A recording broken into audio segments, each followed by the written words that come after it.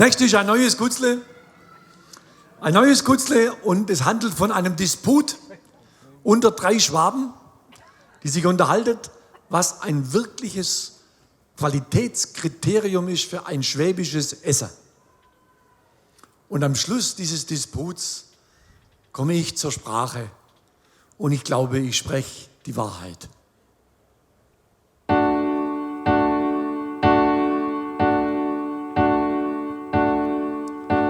Seit der Rolf ein schwäbisches Essen,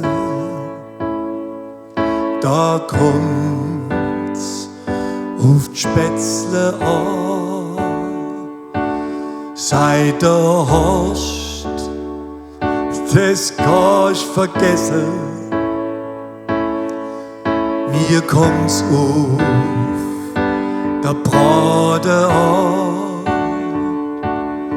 Wenn du mich fragst, was meinst du denn, schwätz ich nicht viel, ich sag bloß, für ein richtig gutes schwäbisches Essen, da ist die Hauptsache eine gute Soße.